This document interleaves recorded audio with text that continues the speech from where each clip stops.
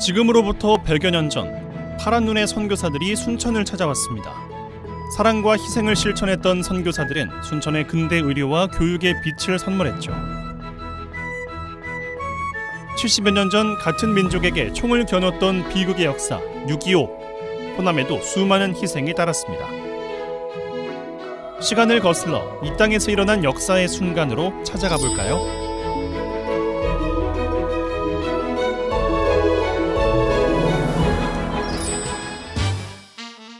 클래식 자동차가 위풍당당한 면모를 선보이는 이곳.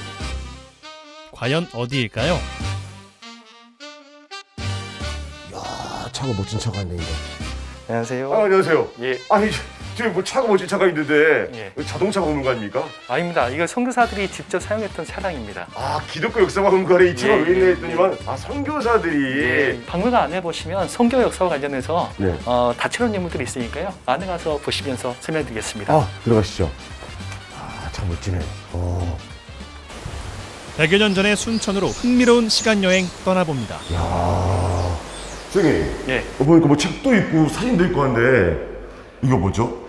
한국 최초의 식물 도감입니다. 식물 도감? 예. 아, 옆에 있는 지금 그 그림들이 예, 맞습니다. 순천 선교부는 와서 교육 선교를 하는데 매산학교를 만들어가지고 근대 교육을 진흥시키는데 그 매산학교 장을 했던 프레임 박사의 부인 플레너스 여사가 15년간 자기가 보기엔 너무 아름답고 예쁜 꽃들을 직접 그리시고 그에 관련된 이야기를 노인들과 아주머니들한테 듣고 그대로 채록이 났습니다. 책 한 권만으로도 이렇게 많은 이야기가 있다는 거죠. 정말 놀라운 일인데 안쪽으로도 한번 들어가 보죠. 예. 야, 이거 신기한 게 너무 많네. 박물관이 소장하고 있는 630여 점의 유품은 파란 눈의 선교사들이 낯선 동양의 나라에 와서 어떻게 살았는지를 보여줍니다. 그들은 우리와 친해지기 위해 한국어를 배웠고 우리의 문화를 이해하려 노력하면서 그네들의 문화 또한 전해주었죠. 그렇게 동양과 서양의 문화가 순천에서 만났습니다.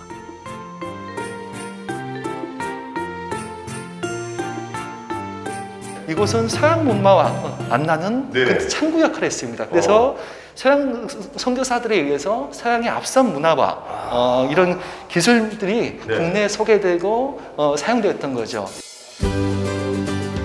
1913년 순천 선교부가 생기면서 미국 남장로회 소속의 선교사 60여 명이 조선으로 왔습니다.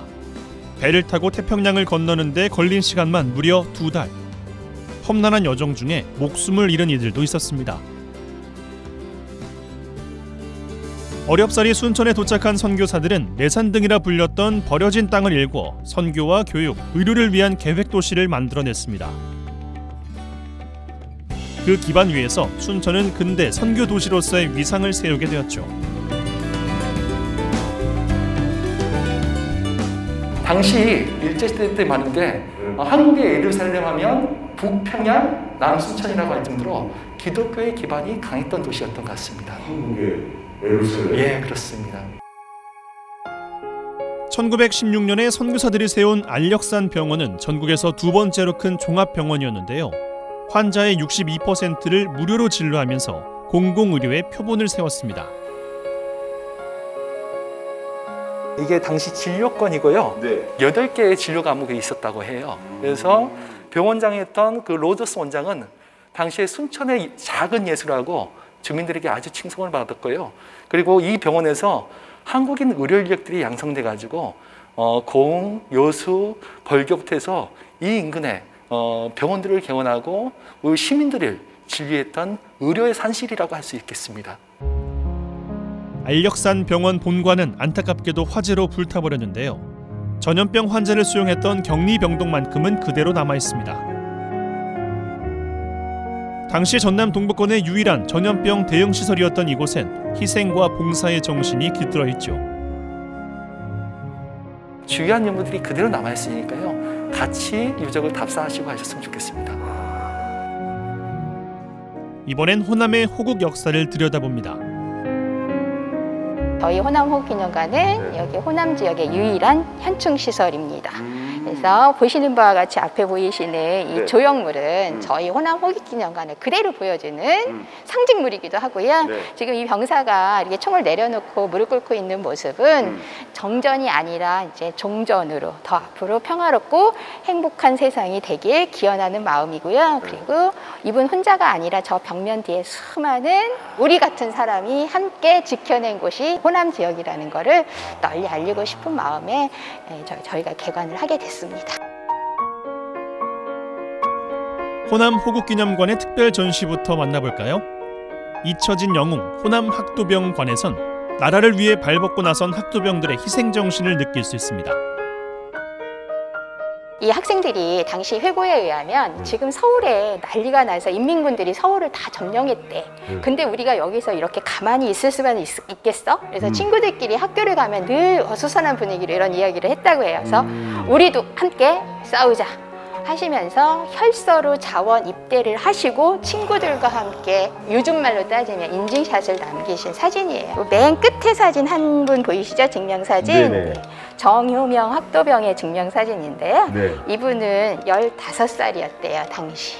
그래서 이분이 회고하기를 처음으로 훈련을 받고 저 작전을 수행하러 가기 위해서 기차 안에서 총을 처음으로 받았는데 당시 내 키가 한 150 정도였는데 그 총을 어깨에 매니까 총이 끌리는 것 같았다. 학생들로만 이루어진 첫 전투가 치러졌던 것이 화계 전투입니다. 이제 180여 명의 참전했던 학도병 중에 3시간여의 치열한 전쟁 끝에 이제 후퇴 명령을 받고 후퇴를 해서 보니까 70여 명이 보이지 않았다고 합니다. 그래서 그 70여 명을 찾고 있는 일을 하고 있습니다.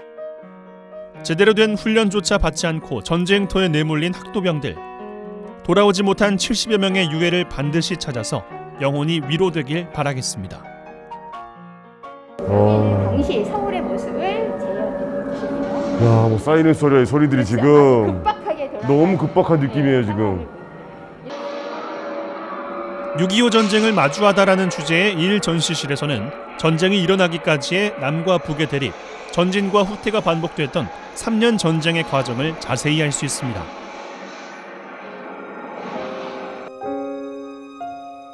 (6.25) 전쟁 속 호남을 알려주는 제2 전시실입니다. 가족을 지키기 위해서 두려움을 떨치고 전쟁터로 나갔던 어린 학생과 군인, 경찰 등 작은 영웅들의 이야기가 담겨 있는데요.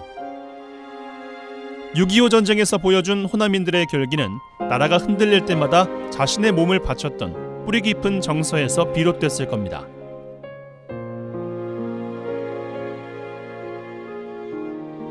이순신 장군이 호남 의병을 존경하는 마음을 담은 양무 호남 시무국가라고 말하실 정도로 호남 의병 정신이 이어져 오는 곳이기도 합니다. 그래서 의병이 나중에 항일의병으로, 항일의병이 독립운동가로, 독립운동가의 후손이 또 호국 정신으로 이어져 오는 지역이 바로 이런 호남 지역이고, 호남 지역을 널리 알리기 위해 만들어진 구성된 전시실이 제3 전시실입니다.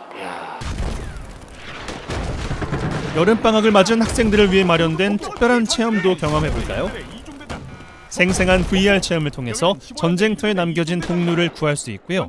328 고지 다반적으로 적 공격으로 부상자 다수 발생하고 있다. 험난했을 피난의 여정도 경험해볼 수 있습니다.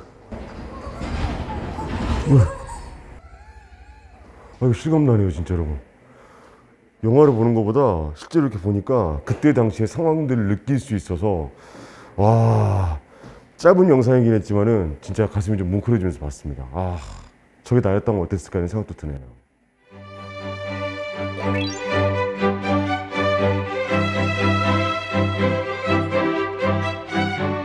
역사를 잊은 민족에게 미래는 없다고 하죠. 이 나라의 역사와 지역에서 일어났던 일들을 소중히 기억할 수 있는 곳, 우리 곁에 있는 박물관에서 미래를 위한 과거로의 여행을 떠나보시기 바랍니다.